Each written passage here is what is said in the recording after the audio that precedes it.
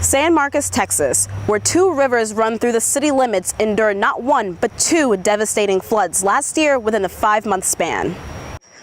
There has been some controversy as to what can cause a 100-year flood to occur not once, but twice in 1 year. Some say it's due to a newly developed apartment complex along the banks of the river, believing that its construction significantly disturbed the grounds, making the floodwaters a foot higher than expected. San Marcos resident Renee Castillo was a victim of both the May and October flood and has just recently began to see the ending phases of her recovery. Renee had to evacuate her home in the midst of the flood warning. As she was making her escape, the water rose rapidly and Renee became doubtful that she would make it out alive. So a couple of us, there was me and a husband and wife, we locked arms and tried the water. By that point, my legs were so tired and heavy, and I was walking against the current. And so my legs were just hurt so bad to try to get it, and I was feeling weak. So we locked arms so that the current wouldn't take us. And by the time we took that turn on the street, the current just started to sweep us.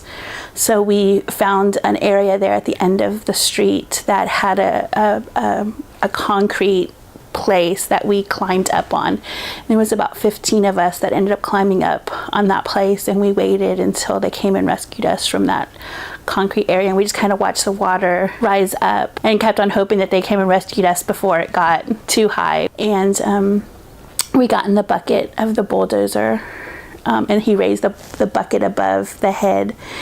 So we were about 20 feet in the air or so, and he drove us to the area that they had initially told me to walk to. Like Renee, many other residents experienced significant trauma and loss as a result of the floods. The Blanco River Regional Recovery Team has been working endlessly to get their community back to some semblance of normalcy. This group of NCCC volunteers that we have are working in a couple of different capacities. They are working with one of our partner organizations a couple of days a week in a housing project here in San Marcos that we're working to try and get some of those families that were displaced back in May back into that low-income housing area. We also are working with individual homeowners in different capacities, anywhere from muck and guts to sheetrock rebuilds, exterior cleanup still in some capacities, and just trying to help them out get back into their homes. Absolutely. So the second flood, after I had finally got everything fixed, which like I said took over 2 months, and I thought, I was just about done with getting everything fixed, then 4 months later I got flooded again.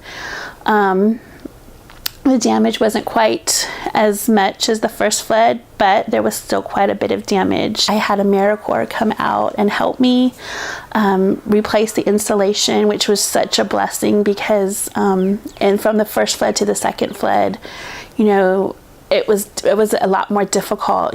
Things were like the resources that were out there had been exhausted the first flood. So the second flood, there was not as many resources. So AmeriCorps coming out and helping me replace the insulation that second time was such a blessing to me because I didn't know how it was going to get done because, it was just 4 or 5 months earlier that I had, done it all.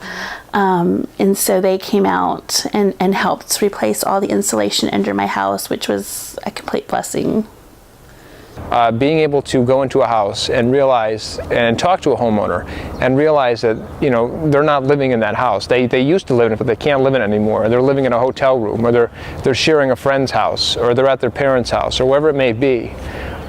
Hearing those stories and knowing that their life was disrupted by a catastrophe, and then us going in there and trying to rebuild their lives and get them back into their house, I think is a very powerful experience.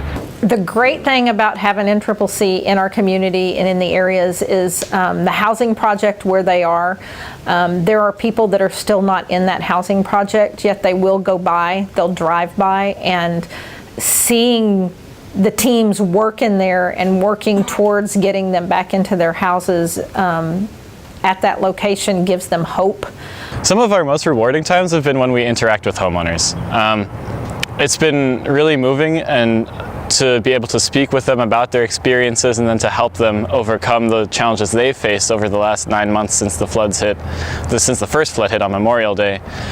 And then to see their gratitude shown toward us, it's been really great to experience that.